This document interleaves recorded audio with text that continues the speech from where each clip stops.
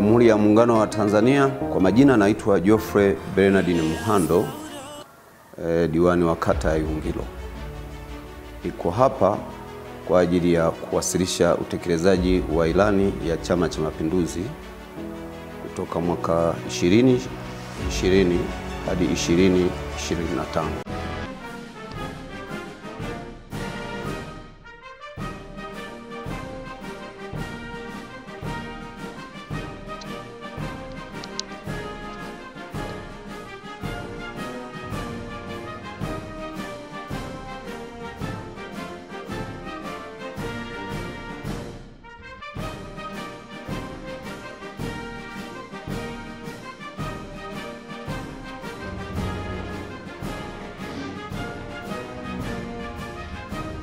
Tanzania yangu,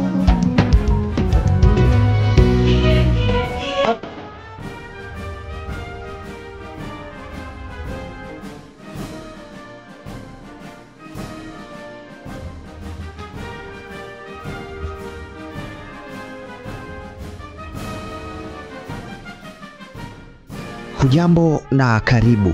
Hii ni makala maalum ya utekelezaji wa ilani ya Chama cha Mapinduzi CCM kata ya Iwungilo chini ya diwani wake Geoffrey Muhando.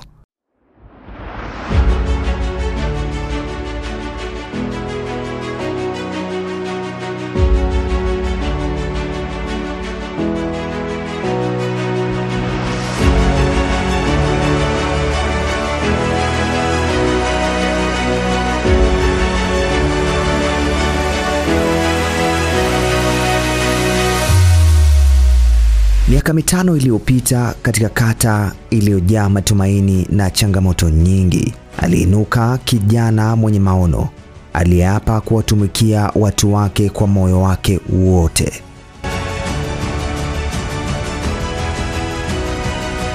Huyu si mwingine, ni Mheshimiwa Geoffrey Muhando, diwani wa kata Iwungilo, aliyepokea dhamana ya kuleta maendeleo ya kweli kwa wananchi wake.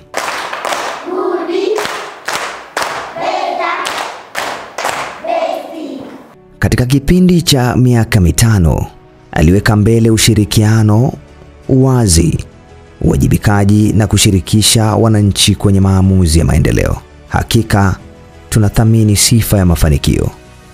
Tunasafiri kijiji hadi kijiji, tukisikiliza sauti za wananchi, tukiona mabadiliko halisi ya maendeleo. Mheshimiwa diwani, kwa kweli changamoto ya kuwa na vibatari haipo. Sasa hivi tuna mwanga wa kutosha. Kwa hiyo kwa upande wa elimu hatuna deni kabisa na serikali yetu. Kwa haya aliyotutendea, kapewa miaka mitano kayatenda haya tuliyoona, tunategemea kama kipewa miaka mitano itakuwa ni zaidi. Na kama vijana wa Igoma tunasema tunamhitaji zaidi.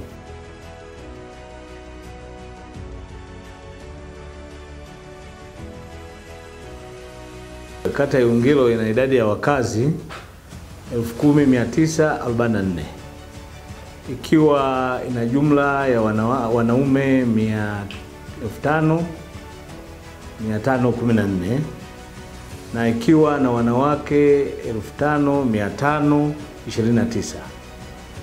Shughuli wanazojishughulisha kwenye kata hii ya Iwungilo sehemu kubwa ni kilimo na ufugaji.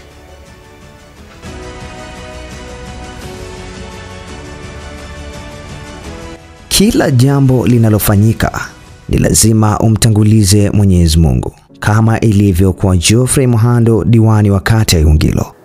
Nianze kwanza kwa kumshukuru Mwenyezi Mungu kwa kunijalia afya njema na kwa kuniwezesha katika utekelezaji wa hii ilani mpaka sasa.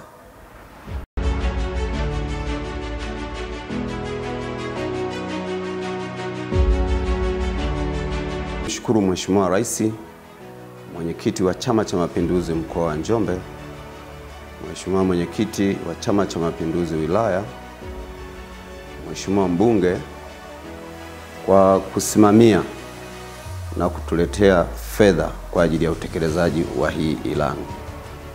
Hakika ni mshukuru sana Mheshimiwa mbunge kwa kunipa ushirikiano wa kutosha. Hakika sina mengi ya kuzungumza zaidi ya kumshukuru kwa sababu kazi kubwa ameifanya. Hakika ninaweza kumfananisha na mchezaji mmoja wa timu ambaye anaitwa Mayere. Yeye akipewa pasi hakosei, anafunga. Hata mheshimiwa mbunge kafanya kazi kubwa sana kwenye kata yangu ya Iwungilo. Kama wanavyosema wahenga, usione vyaelea basi ujue vimeundwa. Ndugu wananchi wa kata ya Iwungilo, miradi iliyotekelezwa katika kata yetu ya Iwungilo ni kama ifuatavyo. Katika kipindi cha 2020-2025 tumefanikiwa kupata fedha kwa ajili ya utengenezaji wa barabara. Hakika ndani ya kipindi hiki cha miaka mitano takriban bilioni 2 na milioni 200 zimeingia kwenye kata yetu na zimefanya kazi ya kutengeneza barabara pamoja na madaraja, na zimefungua barabara kutoka kijiji kingine kuelekea kijiji kingine. Lakini pia tumepata fedha miradi ya elimu. Miradi ya elimu tumepata fedha takribani milioni 763 ambazo zimeingia idara ya elimu shule ya msingi, idara ya elimu ya sekondari. Hakika tumshukuru sana Mheshimiwa Rais, Mheshimiwa mbunge kwa kupambana kutuletea hizi fedha. Zimeweza kutusaidia maeneo mengi kwenye kata yetu. Ukianzia pale Uliwa tulikuwa na msongamano wa watoto madarasani, lakini pia tulikuwa tuna changamoto ya watoto kutoka mbali na eneo wanaloishi hadi shule ilipo. Lakini tumejenga shule ya mchepuo ambayo sasa inawasaidia watoto wetu walikuwa wanasafiri kitambo kirefu na saa nyingine wasifike hata shuleni kwa sababu ya changamoto ya umbali, lakini sasa hivi wanafika vizuri shuleni. Lakini pia tuna madarasa Uliwa sekondari, watoto wetu walikuwa wanakaa na banana. Sasa hivi tumepata madarasa yamejengwa pale, watoto wetu sasa wanasoma vizuri, wana relax kabisa tofauti na pale awali. Lakini pia tumepata vyoo katika shule ya sekondari Uliwa, lakini na maeneo mengine kwenye mashule yetu. Lakini pia tuna miradi mingine ya afya. Tumepata fedha, tumejengea zahanati Uliwa, lakini tumepata fedha nyingine tumeweza kujenga zahanati Ngalanga. Lakini mkubwa zaidi pia tumepata fedha kwa ajili ya ujenzi wa kituo cha afya. Na hizi fedha tumepata takriban milioni 729 ambazo zimetusaidia kwenye ujenzi wa zahanati na kituo cha afya. Hakika wananchi wa kata ya Iwungilo, changamoto ya kwenda kutibiwa maeneo ya mbali, naamini sasa changamoto hii itapungua kwa sababu huduma zimesogea kwenye maeneo yetu. Hivyo ni washukuru sana Mheshimiwa Rais, Mheshimiwa mbunge kwa namna wanavyoisaidia kata yetu ya Iwungilo.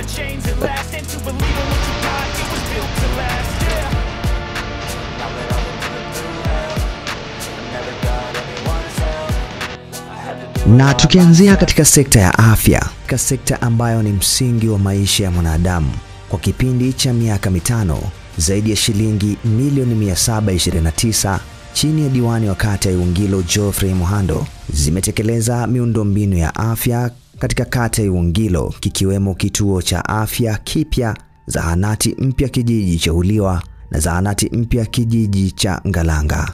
Jina naitwa Daktari Flavian Right Ntengo, ni mganga mfawizi wa zahanati ya Iwungilo ambayo siku za usoni itakuja kuwa kituo cha afya cha Iwungilo. Kata ya Iwungilo tumefanikiwa kwa kiwango kikubwa, tukisaidiwa pamoja na viongozi wa serikali pamoja na mganga mkuu na mkurugenzi. Tunashukuru kwa sababu almost dawa zinapatikana kwa zaidi ya 80% pamoja na vifaa tiba. Tunashukuru kwa sababu hatujapata changamoto kubwa za malalamiko ya wananchi na vitu vingine vinavyohusiana na utoaji wa huduma za afya. Kikubwa nataka nizungumzie zaidi katika jengo hili na mradi huu wa kituo cha afya, ambayo kwa asilimia kubwa mimi ni msimamizi wake mahali hapa, ambapo mpaka sasa tunamshukuru Mungu kwamba tulijenga majengo 5, likiwa ni jengo la OPD kwa maana jengo la wagonjwa wa nje, jengo la maabara, jengo la mama na mtoto, jengo la upasuaji pamoja na jengo la kufuria. Lakini pia tunahesabu jengo la 6 ni kichomea taka, ambapo kiserikali pia linahesabika kama ni jengo kamili. Kwa hiyo ukijumlisha na kichomea taka inakuwa ni kama majengo 6. Tunamshukuru Mungu kwa sababu tulipokea fedha kutoka kwa mkurugenzi kiasi cha milioni 500. Tulianza mnamo mwaka 2022 mwishoni kama mwezi wa 12, mwezi Disemba.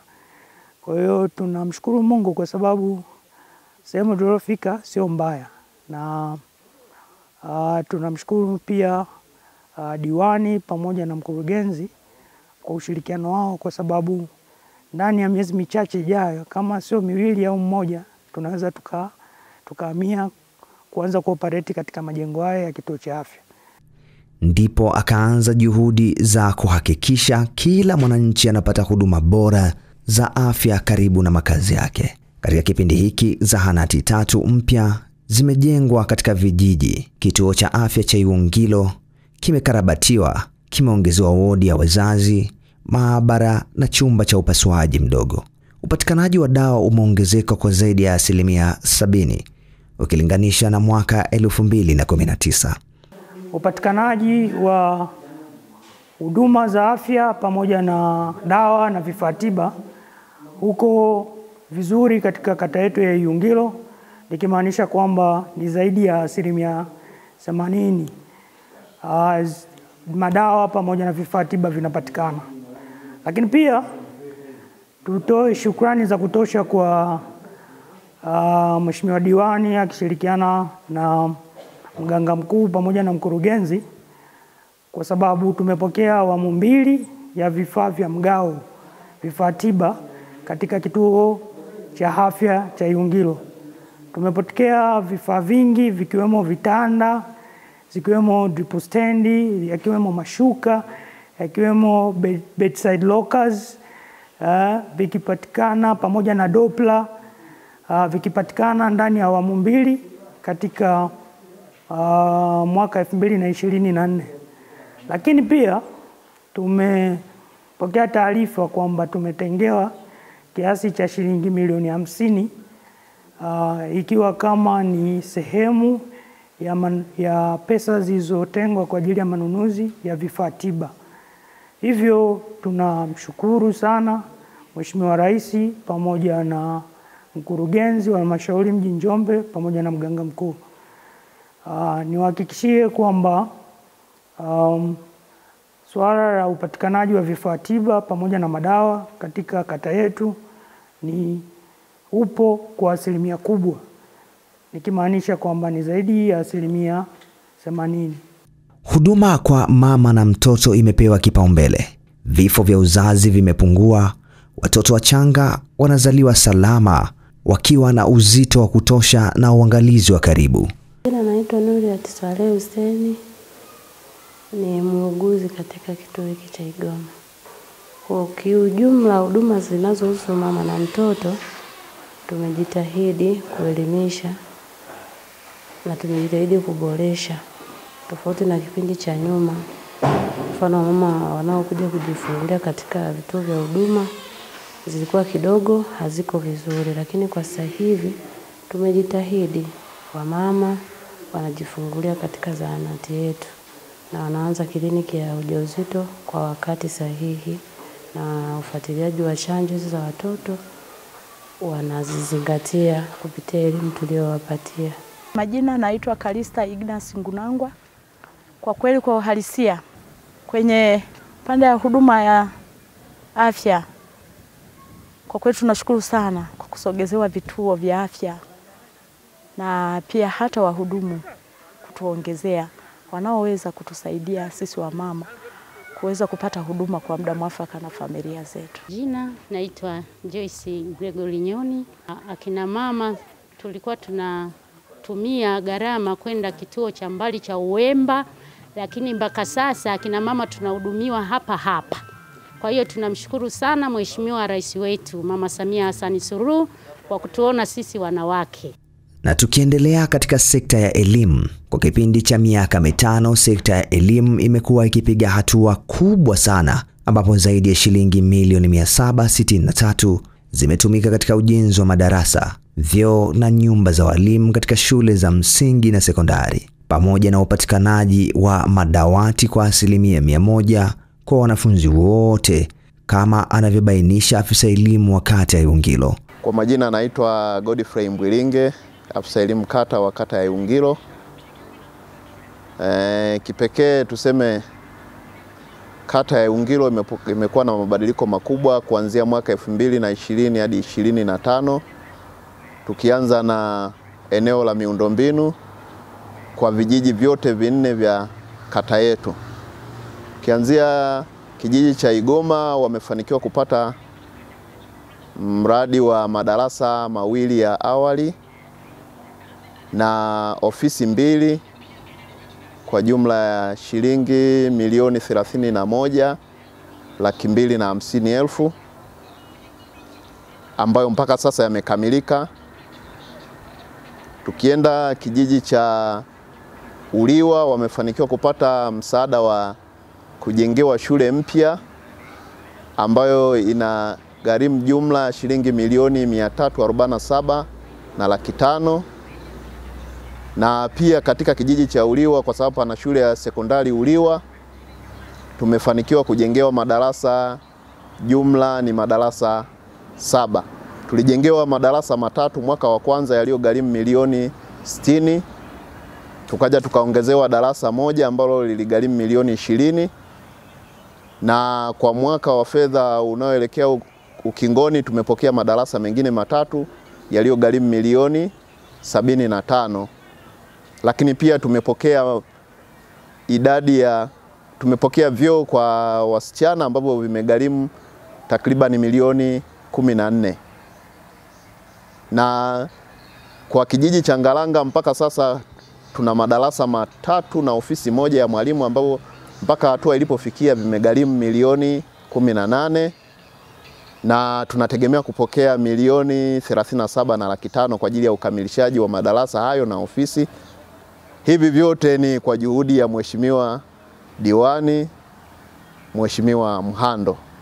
Sekta ya kilimo kwa kipindi cha miaka 5 imepiga hatua kubwa kwa wakazi wa kata ya Iwungilo, kwa wananchi kusambaziwa pembejeo bora kwa wakulima na mafunzo kwa wakulima juu ya kilimo cha kisasa chenye tija kupitia maafisa organic waliopo katani na ukarabati wa barabara za mashambani kwa ajili ya kusafirisha mazao kwa urahisi, na elimu kwa wakulima kupitia mikutano ya hadhara na mashamba darasa.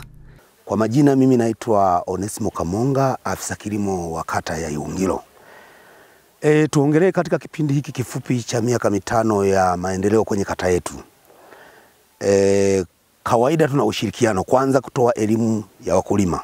Mimi nimefika hapa na miaka zaidi ya 5, lakini katika shughuli hizi za kilimo tunatoa elimu kwa wakulima. Kama kuna shughuli yoyote inayohusiana na kilimo, shughuli mpya, tunawataarifu wananchi kupitia mikutano mbalimbali kwenye vijiji.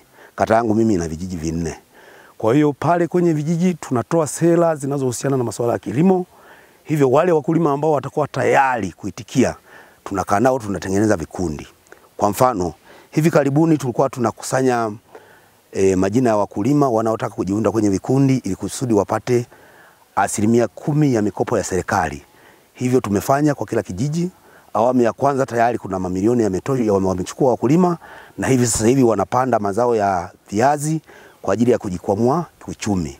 Kwa hiyo pia hawa wakulima ambao walikuwa wana uchumi wao mchache mdogo kidogo, hawawezi kulima mazao kwa mfano ya viazi ambao tunachukulia kama ni zao la biashara kwenye kata yetu, wamepata fedha kwa mmoja angalau milioni 3, 4, 2, 5 kwa ajili ya kuongeza kilimo. Na kweli walio wengi mwaka jana uliopita walishapata, wamevuna na wamepata pia kilimo cha tija, wameongeza, wamepeleka ada pia shuleni na wameongeza hata majengo yao ya kuishi kwenye familia. Sambamba na hilo pia tunaendelea kutoa elimu ya wakulima juu ya matumizi bora ya viuatilifu.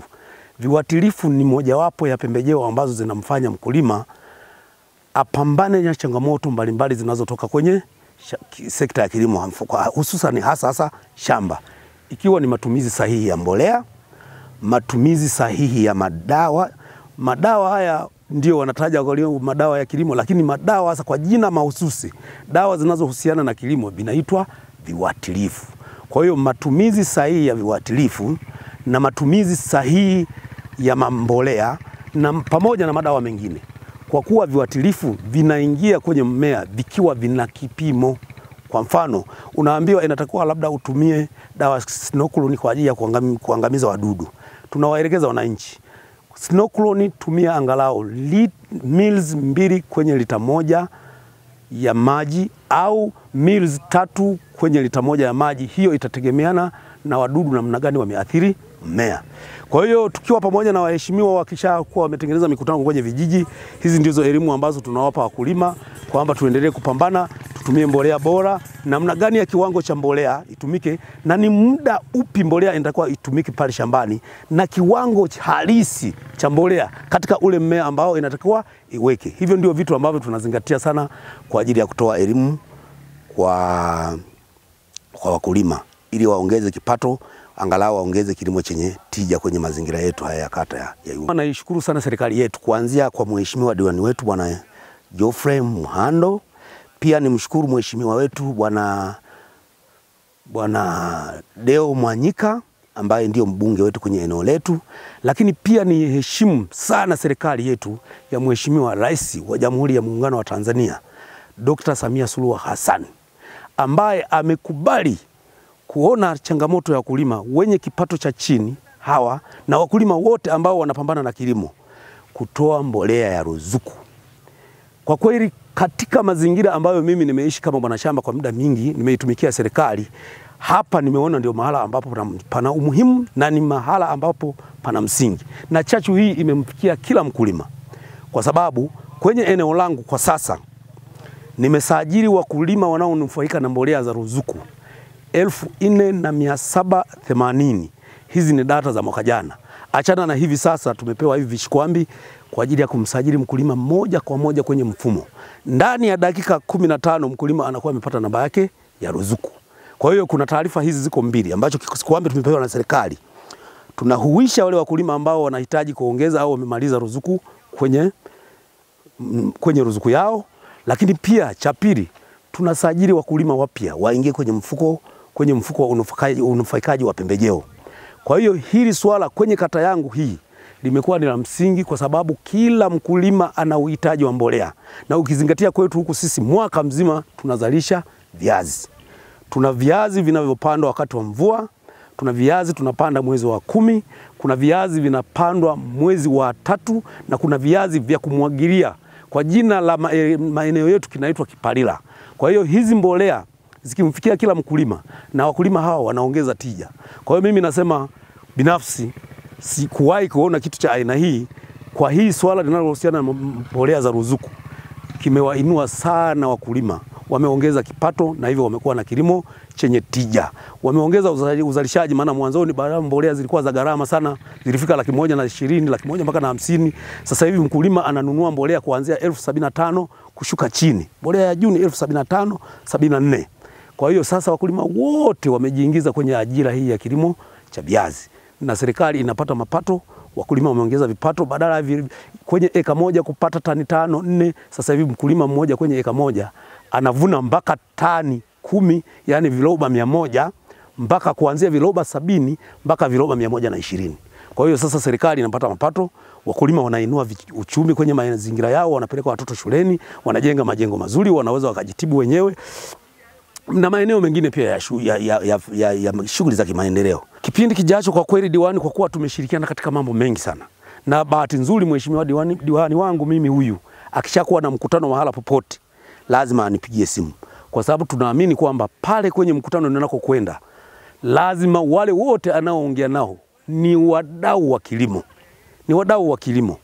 Kilimo kwa ujumla, wanalima mahindi, wanalima viazi, wanalima ngano, wanalima maharage, mboga na mazao yote. Kwa hiyo lazima ananipigia simu, afisa wangu twende mahala fulani kuna mkutano. Nikifika pale mimi napewa nafasi na nipa kipaumbele. Mtaalamu wangu wa kilimo hebu ajaribu kuongea. Mimi naongea masuala yote yanayohusiana na changamoto za kilimo. Ninamaliza. Wale watakao kwa wana matatizo, wana maswali, tunagawana namba za simu, tunaendelea kupigiana, tunaendelea kutatua changamoto za kilimo wakati wote. Wananchi wangu kwa sasa wanapata mbolea kwa bei nafuu. Miaka ya nyuma mfuko wa pembejeo, kwa mfano mbolea ya kupandia, ilikuwa imefika 140,000, 150,000. Kwa sasa tunapata kwa 75,000 kwa hapa kijijini. Kwa hiyo ni rahisi sana kwa wananchi wangu na mavuno kidogo yameongezeka tofauti na hapo awali. Vivyo hivyo sekta ya mifugo, kwa kipindi cha miaka 5 kata ya Iwungilo imeweza kupiga hatua kwa haraka, ambapo kumeshuhudia mapinduzi makubwa ya upatikanaji wa chanjo kwa mifugo dhidi ya magonjwa kama vile kimeta na ndigana, uboreshwaji wa majosho ya mifugo na wafugaji kupatiwa elimu juu ya ufugaji wa kisasa na wa kibiashara. Kata ya Iwungilo ilikuwa haina hata josho moja. Kwa hiyo wafugaji walikuwa wanapata hasara kubwa sana, mifugo yao ilikuwa ikifa, mpaka iliwapelekea watu wengine kuona shughuli za ufugaji kama kwao si nzuri. Lakini sasa hivi wananchi wamefurahia sana uwepo wa hayo majosho, na imeleta hamasa hata kwa wananchi wengine kuanza sasa kufuga. Kwa majina naitwa Sylvester Mazira, ni mtaalamu wa afya za mifugo na uzalishaji. Kiujumla mradi wa majosho umeweza kutusaidia ndani ya kata ya Iwungilo. Kwenye vijiji vyote viwili miradi hii ilipotekelezwa. Miradi hii inatusaidia sana kwenye udhibiti wa magonjwa ya kupe. Magonjwa yanayosambazwa na kupe ambayo kiuhalisia kwenye mifugo ni magonjwa ambayo ni hatarishi sana, yanayoshusha uzalishaji wa mifugo na kupunguza thamani ya mazao yanayotokana na mifugo. Hapo kabla vijiji hivi viwili na kiujumla kata ya Iwungilo haikuwa na josho kabisa, lakini nashukuru serikali ya Mama Samia Suluhu Hassan chini ya uongozi wake shirikishi, Wizara ya Mifugo na Uvuvi pamoja na halmashauri ya mji wa Njombe na mkoa wa Njombe kiujumla wameweza kushirikiana hadi vijiji hivi viwili, kijiji cha Uliwa na Ngaranga na kata ya Iwungilo kiujumla kupata majosho mawili ndani ya kata moja. Baada ya kupata miradi hii yote miwili, kiujumla uzalishaji wa mifugo umeongezeka, magonjwa yanayoambukizwa na kusambazwa na kupe kiujumla na ndorobo na wadudu wengine hatarishi kwenye mifugo umepungua, na afya za mifugo zimekuwa imara zaidi na uzalishaji kiujumla umeongezeka. Kwa hiyo katika tathmini ya mifugo kiujumla, baada ya kupata hii miradi miwili, thamani ya mifugo na uzalishaji wake ndani ya kata ya Iwungilo imeongezeka maradufu. Kwa hiyo shukrani zetu za dhati kama mtaalamu wa mifugo ndani ya kata ya Iwungilo, naishukuru sana serikali kwa kutuletea miradi hii ndani ya vijiji vyote viwili ili kuendelea kuhamasisha wafugaji na wananchi wengine kiujumla wanaotamani kufuga katika mnyororo wenye thamani na kuongeza tija kwenye soko la mifugo kiujumla. Hiyo ni kutokana kwamba Magonjwa yanayotokana yanayosambazwa na kupe kiujumla na wadudu wengine hatarishi yanaweza kudhibitiwa ndani ya muda mwafaka na hivyo kuongeza thamani na afya za mifugo kiujumla. Jina naitwa Gertrude Jeremias Mloe. Toka tupate mradi huu upande wa mifugo,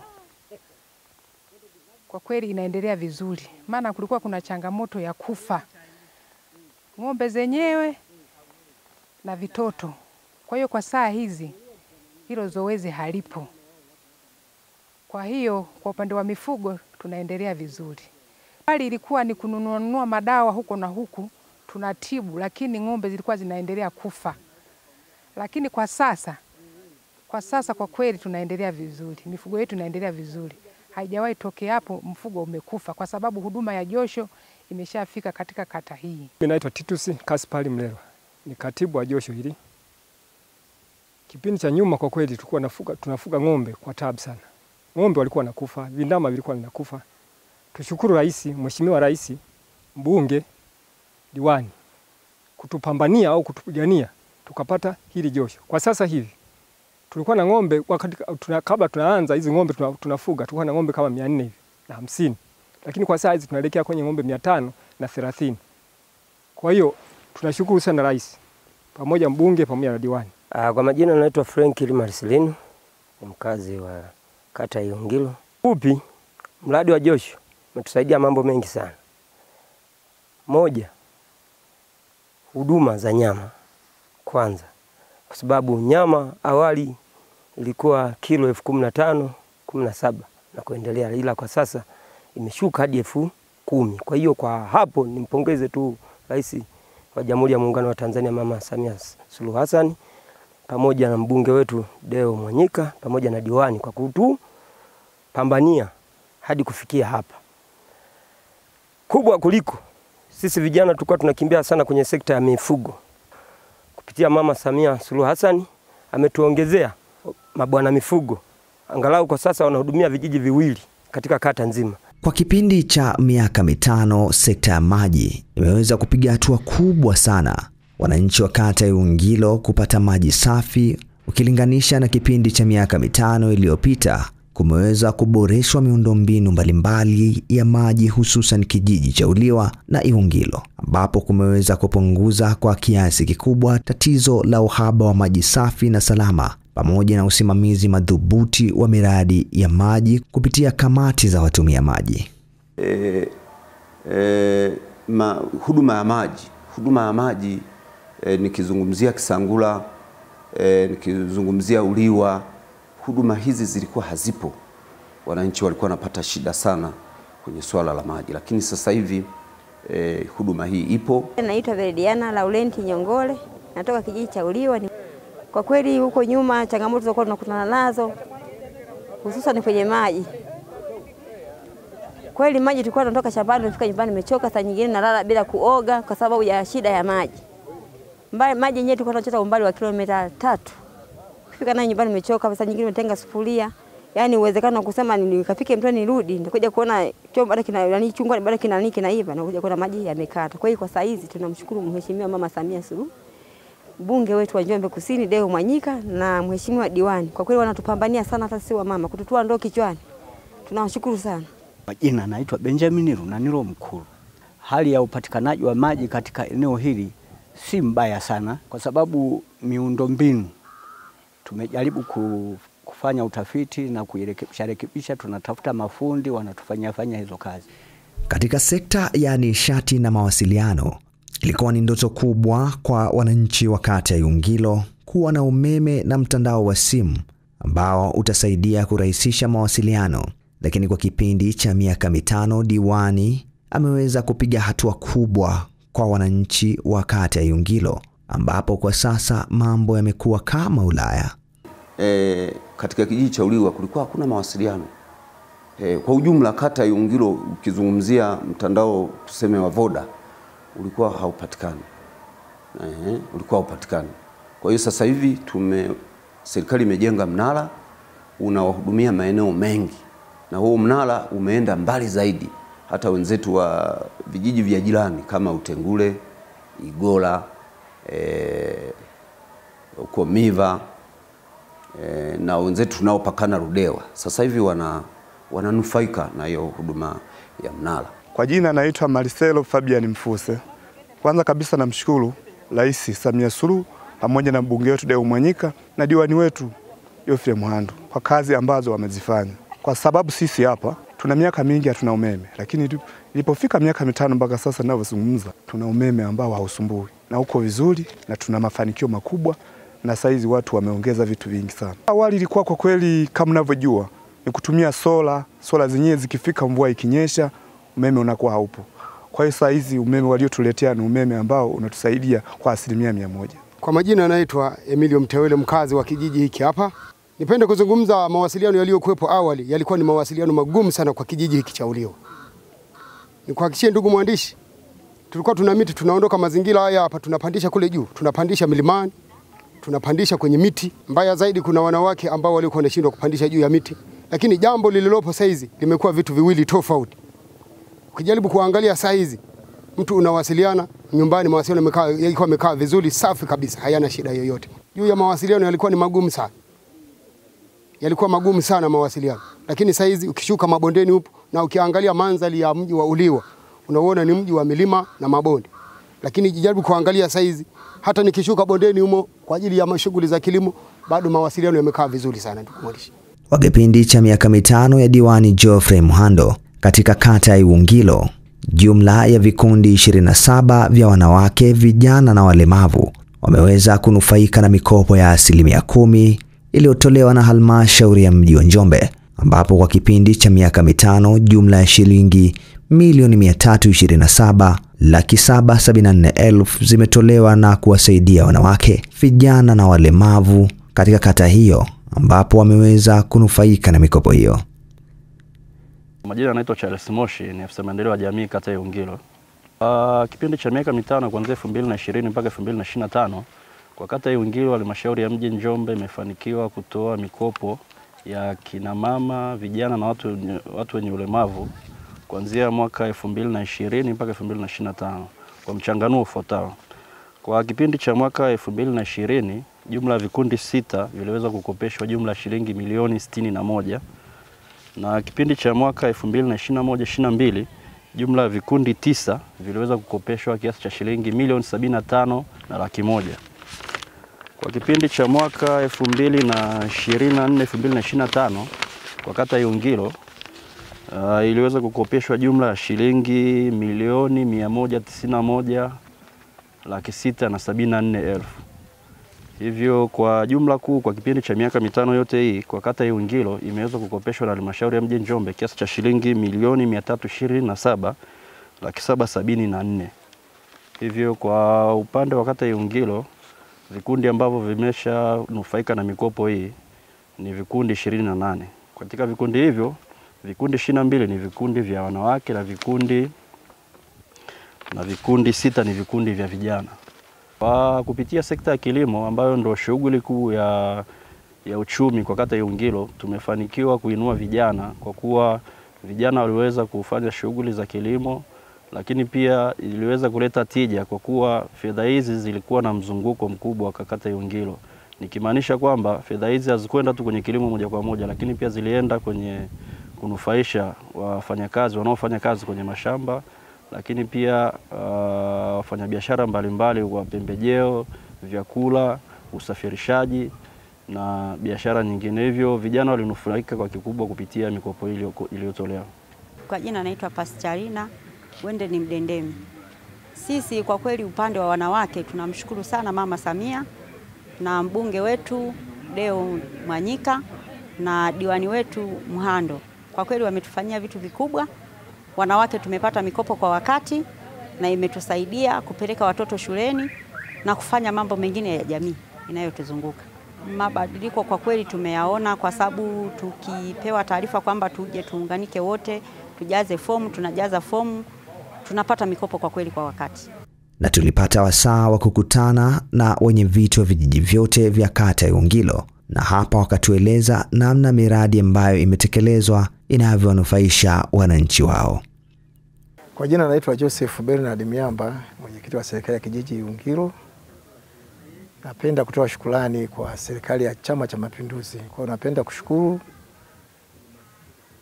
ngazi ya taifa kwa Mheshimiwa Rais, ngazi ya jimbo, Mheshimiwa mbunge, kwenye kata Mheshimiwa diwani. Kwa ujumla na serikali yangu ya kijiji tumeweza kuwa na faraja kubwa sana kwa mafanikio ya maendeleo tuliweza kuyapata kutoka kwenye Chama cha Mapinduzi. Hususani tumeweza kufanikiwa kupata kituo cha afya kwenye eneo letu la kijiji, mradi ya umeme, miradi ya tasafu, barabara, na vyote hivyo tumeweza kufika hatua njema ambayo imeleta mafanikio makubwa sana. Pia nafikiri kwa sasa kijiji chetu hiki mpaka sasa inawezekana kimeshafanikiwa kupata kutoka serikali kuu na wafadhili zaidi ya bilioni 1.3. Kwa hiyo naweza kusema kwa miaka 5 Chama cha Mapinduzi kimetuwezesha mahala pakubwa sana. Kwa majina naitwa Modestus Fabiani Mkula. Kijiji changu kina miradi iliyotekelezeka 3 lakini haijaishia, ambayo moja, zahanati imeishia, bado tunafeli kumalizia choo. Kuna mradi wa josho uliofuata tumejenga kwa nguvu za wananchi kwa mawe, lakini bahati nzuri serikali tupatia milioni 18, huo umekamilika. Tuna madarasa ya shule ya msingi ambayo madarasa 3 na ofisi ya mwalimu mkuu, huo tumejenga kwa nguvu za wananchi, ila bado serikali kutupokea juu. Hiyo ni miradi 3 ambayo ipo kijijini kwa kushirikiana na wananchi na Mheshimiwa Rais na mbunge na diwani kwa kufanikisha hiyo miradi mingine. Sekta ya umeme, kama walivyokuwa tumeomba mara ya kwanza tatizo la umeme, walituelewa, wakatusikia, wakaja wakaleta nguzo, wakasuka umeme line ya kwanza ambayo ni line kubwa, wamekuja kuingiza umeme kitongoji kimoja cha Majengo. Sasa hizi wako na simamisha nguzo kitongoji cha Njomlole, lakini baada ya hapo wanataka waingize umeme vitongoji vyote. Manufaika kuna faida kwake. Sasa kwa saizi tuna saga mashine zingine kwa bei nafuu, na watu wanachomelea vifaa vingine kwa bei nafuu. Hata wamama wanafaidika kwa niaba ya kusaga mapema, na bei nafuu ya kusaga inakuwa imepungua, ambayo ni shilingi 1000 saizi debe kusaga. Tofauti na mara kwanza ilikuwa shilingi 2500 3000. Majina naitwa Vincent Lucas Magehema, mwenyekiti wa kijiji cha Igoma. Kwa awamu hii ni awamu ya pili katika uongozi wangu. Ninayatambua mengi yaliyotekelezwa na ilani ya Chama cha Mapinduzi kupitia Mheshimiwa Rais wa Jamhuri ya Muungano wa Tanzania Samia Suluhu Hassan, mbunge wetu Deo Mwanyika na Mheshimiwa Diwani Geoffrey Muhando. Ni upande wa umeme, barabara zinapitika. Tulikuwa na ujenzi wa darasa la awali umetekelezeka. Tuna mambo mengi muhimu ya kuhusiana na jamii. Mheshimiwa Diwani amejitahidi sana. Tumehusiana naye katika mambo mengi. Hiki kijiji au kata hii sio anaifahamu kwa vijiji tu, anaifahamu nyumba moja hadi ya mwisho, kwa maana ya utekelezaji anaofanya. Anataka kuwatambua wananchi wake mmoja mmoja kwa jinsi alivyo na matatizo yake. Mabadiliko ni makubwa sana. Mfano, umeme tulikuwa hatuna, hali ya barabara ilikuwa haipitiki kabisa, hasa pale kati ya mpaka wa Igoma na Igominyi palikuwa na bonde moja ambalo lilikuwa linasababisha utelezi muda mwingi. Mheshimiwa Diwani amepambania barabara inapitika masika na kiangazi kwa misimu yote. Kwa hiyo ni shukrani, na hii ahadi alitoa wakati akija kuomba kura hapa Igoma. Wananchi walimuomba hilo na amelitekeleza kwa kiasi kikubwa. Barabara inapitika muda wote kwa sasa. Wito wangu ni kwamba waendelee kukiamini Chama cha Mapinduzi na waendelee kumwamini Rais wetu Samia Suluhu Hassan, mbunge Deo Mwanyika na Mheshimiwa Diwani. Waendelee kumwamini sababu ni watu wanaopambana juu ya wananchi wa Igoma, hususan katika mambo mengi. Ni mengi sana tuliotendewa, hatuwezi tukayasema hapa kwa wingi tuliotendewa. Chama cha Mapinduzi kata ya Iwungilo kupitia kwa mwenyekiti wake Welner Benjamin Mayemba ameridhishwa na utekelezaji wa ilani ambayo imetekelezwa katika kata hiyo. Kwa jina naitwa Welner Benjamin Mayemba, ni mwenyekiti wa Chama cha Mapinduzi kata ya Iwungilo. Kuhusu ushirikiano kati ya yetu Chama cha Mapinduzi na Mheshimiwa Diwani, ametoa ushirikiano mkubwa sana. Ushirikiano mkubwa kwenye shughuli zetu za maendeleo, na kipekee tunataka kutoa shukrani za dhati kabisa kwa sababu ameitekeleza vizuri ilani ya Chama cha Mapinduzi, kwa sababu ametekeleza kile ambacho ni kiu ya Wanaiwungilo, kwa sababu Wanaiwungilo walikuwa wanahitaji maji, baadhi ya maeneo wamepata. Walikuwa wanahitaji umeme, vijiji vyote wamepata. Walikuwa wanahitaji kituo cha afya kwenye eneo letu, kimepatikana. Sehemu nyingine kulikuwa hakuna zahanati, zimejengwa. Na sehemu nyingine kulikuwa hakuna mawasiliano, yapo. Na sehemu nyingine kulikuwa miundombinu ya barabara haijakaa vizuri, imetekelezwa vizuri. Kwa hiyo sisi kama Chama cha Mapinduzi, kama viongozi wa Chama cha Mapinduzi ndani ya kata ya Iwungilo, tumeridhika ushirikiano wake Mheshimiwa Diwani, mbunge pamoja na rais. Wote wametekeleza vizuri ilani ya Chama cha Mapinduzi na wameisimamia vizuri. Tuna uhakika nao na tuna imani nao, kwa sababu kazi waliofanya imeonekana wazi kabisa kwenye eneo letu.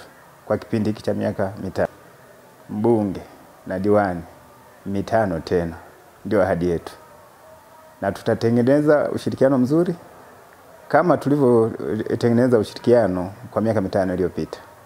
Hii ni Iwungilo.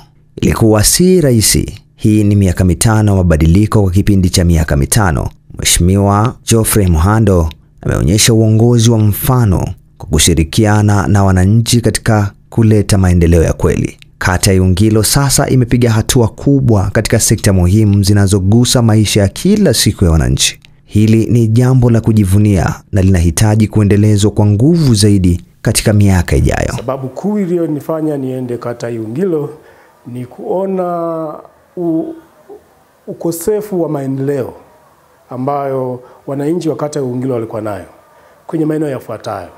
Kwanza kwenye elimu msingi. Kata ya Iwungilo ina vijiji 4, lakini ilikuwa ina shule za msingi 4 tu pekee. Wakati vijiji vingine ni vikubwa sana kama vijiji vile vya Uliwa vilikuwa vinahitaji shule za msingi 2. Hata vijiji vingine ambavyo sijavitaja kama Iwungilo na Ngalanga vinahitaji shule zaidi ya 1. Lakini ilikuwa ina shule ya msingi 1 tu pekee Uliwa. Lakini nashukuru kwamba sasa kupitia chini ya Diwani Geoffrey Muhando amefanya kazi nzuri kwa kushirikiana na Chama cha Mapinduzi kuhakikisha kwamba tunapata shule ya msingi nyingine pale Uliwa, shule ya msingi Mapinduzi. Shule ambayo kwa kweli Mheshimiwa Rais Dr. Samia Suluhu Hassan ametupatia fedha shilingi milioni zaidi ya 500 kuwezesha ujenzi wa shule ile ya msingi Mapinduzi. Tunashukuru sana sana Mheshimiwa Rais. Lakini hizi fedha tusingeweza kupata bila kuwa na mwakilishi katikati hapa ambaye ni Deo Mwanyika. Na kazi kubwa ambayo amenifanya Mheshimiwa Muhando ni kuwasilisha na kujenga hoja kwenye baraza kwamba kata yake au kijiji chake cha Uliwa ndicho kinapaswa kipate shule na sio vijiji vingine. Lakini vile vile kwenye afya, kata ya Iwungilo wakati tunaenda kufanya kampeni tuliwaambia wananchi kwamba kata ya Iwungilo haina kituo cha afya. Mkiichagua CCM tutahakikisha kwamba kituo cha afya kinajengwa hapa. Na mambo yamekaa sawa sawa. Kata ya Iwungilo imepata kituo cha afya kupitia mapato ya ndani ya halmashauri. Zaidi ya milioni 500 zimepelekwa pale na majengo yapo 90% yamekamilika, na muda wote vifaa tiba vitanunuliwa na kuanza kutumika. Lakini kabla hapo haya yote hayakuwepo. Lakini vile vile wakati tunakwenda kufanya kampeni kijiji cha Uliwa walikuwa na zahanati ambayo wameanza ujenga, lakini ilikuwa inasuasua sana. Vile vile Ngalanga ilikuwa ni hivyo hivyo. Lakini tunavyozungumza hivi zahanati zile zimekamilika kwa 100%. Kinachosubiriwa ni kununuliwa tu vifaa tiba na kupeleka wataalamu na kuanza kutoa huduma. Lakini vile vile swala la elimu sekondari. Pale elimu sekondari kulikuwa kuna uhaba wa mabweni, lakini vile uhaba wa madarasa, na tuliwaahidi wananchi kwamba tukiichagua CCM kupitia Geoffrey Muhando ambaye amepewa bendera ya Chama cha Mapinduzi kuipeperusha katika kata ya Iwungilo, tutahakikisha kwamba tunaongeza madarasa, tunaongeza nyumba za walimu, tunaongeza mabweni ili watoto wetu wasome katika mazingira ambayo kwa kweli ni rafiki kabisa kwa kujifunza na kujifunzia. Lakini vile vile tuliwaambia wananchi wa kata Iwungilo. Kata ile wakati tunafanya kampeni kulikuwa hakuna umeme hata kijiji kimoja. Na kijiji kama cha Uliwa umeme ulikuwa umeishia mpakani mwa kijiji cha Uliwa. Tuliwaambia mkichagua CCM, mkimchagua Muhando atapeleka mawazo kwenye vikao husika na umeme utapatikana kwenye kata Iwungilo. Nayo furaha kukuarifu kwamba sasa kata Iwungilo yote inamelemeta umeme usiku na mchana. Sababu yote ni kazi nzuri ambayo amefanya Mheshimiwa Muhando, na Muhando amekuwa ni mtu mjenga hoja nzuri kwenye vikao kushawishi matatizo ya kata yake yaweze kutatuliwa kwa wakati. Akishirikiana kwa karibu kabisa na Mheshimiwa Mbunge Deo Mwanyika kuhakikisha kwamba ilani ya uchaguzi inatekelezeka vizuri kwenye kata ya Iwungilo. Lakini vile vile kata ya Iwungilo wakati tunaingia kulikuwa na tatizo kubwa swala la mawasiliano kwa maana ya mitandao ya simu, lakini kupitia Muhando amejenga hoja, ametetea hoja na Mheshimiwa Mbunge amemuelewa, Mheshimiwa Mbunge amewasilisha bungeni, Mheshimiwa Mbunge kupitia Mheshimiwa Mbunge tumepata mnara wa Voda pale kijiji cha Uliwa ambacho sasa inatoa huduma kwenye kata nzima ya Iwungilo, lakini vile na vijiji jirani kama kata ya Luponde, kama ile Igola, kijiji cha Uliwa, kata ya Kifanya Utengule, lakini vile bila kusahau na vijiji vingine ambavyo vinapakana kule wilayani Ludewa kama kule Njelela, baadhi kule mashambani wanapata network vizuri. Mimi ninayo furaha kubwa sana kuona mimi kama meneja wa kampeni nilienda kata ya Iwungilo, nilifanya kampeni siku 3 za mwisho. Kuona kwamba ahadi ambazo niliziahidi kwa wale wananchi kuwashawishi kwamba mchague Muhando na wakamchagua, na ahadi ambazo tuliwaahidi kwamba ambayo nimeyataja hapa yatatekelezeka, kuona kwamba yote yametekelezeka. Ninayo furaha kwamba ipo siku nitaipanga kwenda Uliwa tusherekee kwa pamoja kwamba kwa kuchagua Chama cha Mapinduzi kata ya Iwungilo ilani imetekelezeka vizuri.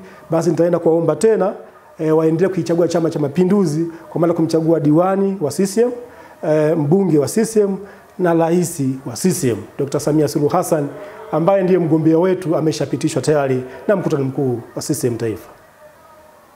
Kwa kweli utofauti ni mkubwa, hata wananchi wenyewe ni mashahidi, wanafahamu kwamba hali tuliyokuwa nayo kipindi cha mwanzo na sasa hivi naamini kabisa wananchi wanaenjoy.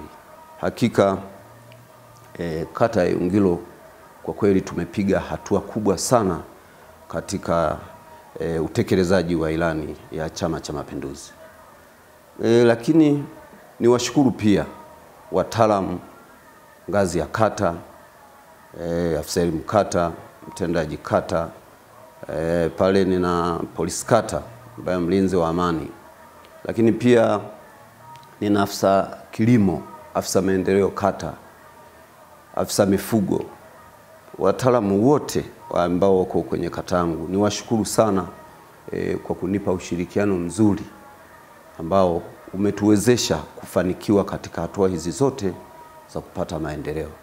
Lakini pia niwashukuru sana wenye viti wangu wa vijiji, wenye viti wa vitongoji, mabalozi kwa ushirikiano wao mzuri. Hakika tumefanya kazi kwa umoja na kwa mshikamano mzuri katika kuitekeleza hii ilani. Lakini pia nipende kuishukuru sana familia yangu kwa kuendelea kunitia moyo. Na kipindi nimekutana na misukosuko mingi, lakini familia yangu iliendelea kunipa moyo, nayo niishukuru sana na iendelee kunipa moyo hivyo hivyo.